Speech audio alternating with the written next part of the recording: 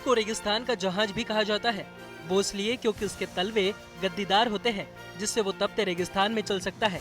और शायद इसीलिए 24 घंटे दुश्मनों पर नजर रखने वाली इन नजरों ने मरुधरा में दुश्मन से लोहा लेने के लिए मरुधरा के इस जहाज को अपना सच्चा साथी बना रखा है। थार के रेगिस्तान के जहाज ऊंट से बीएसएफ पेट्रोलिंग करती है सीमा पर। जहां सोचिए, जिस रेगिस्तान में तापमान 50 डिग्री के ऊपर चला जाता है, 55 डिग्री तक तापमान चला जाता है, वहां आजकल 0 डिग्री तापमान है। और इस तापमान में बीएसएफ के साथी हैं ऊंट। इसी ऊंट पर बैठकर इस तरह से रात भर बीएसएफ के जवान पेट्रोलिंग करते हैं। कहा जाता है कि ये जो मौसम होता है उसमें ऊंट बहुत ज्यादा खूंखार हो जाते हैं, हीट में होते हैं, लेकिन उसके बावजूद बीएसएफ के जवान अपने साथी को कंट्रोल करके इस तरह से पेट्रोलिंग करते हैं। जहां जगह जगह पर अचानक से उतरना पड़ जाता है और अचानक से कई फीट ऊंची चोटी आ जाती है, रेत के पहाड़ बन जाते हैं और अचानक से रेत की खाई आ जाती है। इन सब के बीच इस तरह से ऊंट पर बैठ के ये पेट्रोलिंग करते हैं।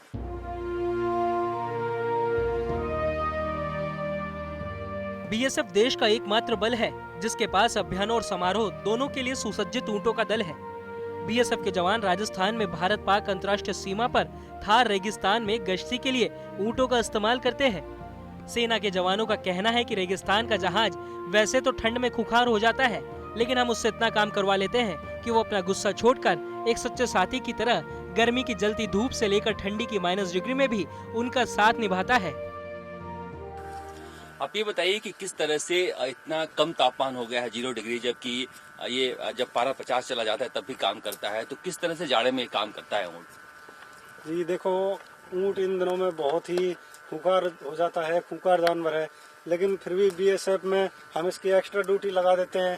पेट्रोलिंग के जरिए रात को पेट्रोलिंग जाते हैं और जवानों को चाय पहुंचाते हैं इससे, और दिन के अंदर इससे जो हमारा फट्टा लगाते हैं इससे शरीर के लिए बहुत ज़्यादा ताकत लगाना पड़ता है, जिससे अगर ये ज़्यादा ताकत लगाएगा, इससे ज़्यादा काम करेगा, तो ऊँट के लिए क्या है कि उससे मस्ती कम हो जाती है ऊँट की। और जवानों को जैसे चढ़ के जाते हैं, पेट्रोलिंग करते हैं, तो एक्स्ट्रा अलर्ट रहना पड़ता है। ये काफी कहीं जो है रेत का एक पहाड़ जैसा बन जाता है, कहीं खाई जैसी बन जाती है। ऐसे में कितनी मुश्किल आती है इस तरह से पेट्रोलिंग करना? देखो, ये क्या है, रेत का तो ये जहाज माना जाता है ऊँट को, इसलिए इसको थोड़ा अप डाउन में दिक्कत तो होता है, लेकिन ये हमें आराम से पहुंचा देता है अपनी मंजिल तक। इन दिनों में थोड़ा दिक्कत होता है चलने में, और इनके ड्यूटी एक्स्ट्रा लगा के इनको कर लेते हैं काबू में। सीमा पर तैनात ये रेगिस्तान के जहाज पिछले 43 वर्षों से दिल्ली के राजपथ पर गणतंत्र दिवस परेड में भी शामिल होते हैं। परेड किसान सीमा सुरक्षा बल में camel mountain band, camel contingent और फूट कॉन्टिजेंट के नाम से शामिल होते हैं। इस बार भी गणतंत्र दिवस की तैयारियां शुरू कर दी गई है। इसके लिए बीएसएफ राजस्थान फ्रंटियर से डिप्टी कमांडेंट कुलदीप चौधरी के नेतृत्व में करीब 100 ऊँट नई दिल्ली पहुंच चुके हैं। लेकिन इस बार 26 जनवरी की परेड में राज्य सरकार की अनुमति नहीं मिलने के कारण बीएसएफ के फुट कॉन्टिजेंट को शामिल नहीं किया जा रहा है।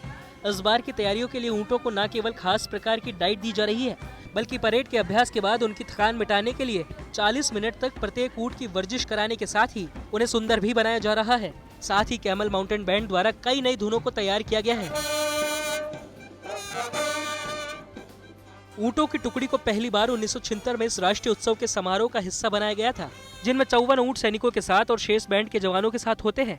इससे पहले 1950 से लेकर 1976 तक गणतंत्र दिवस परेड में सेना की इसी तरह की टुकड़ी भाग लेती थी, जिसकी जगह बाद में बीएसएफ की ऊँटों की टुकड़ी ने ले ली। कैमल कॉन्टिजेंट बीएसएफ के साथ पूरे देश की शान है तथा ये हमारी सुरक्षा तैयारियों को दर्शाता है। इसके अलावा राजस्थान की शाही संस्कृति हेरिटेज का परिचायक भी है।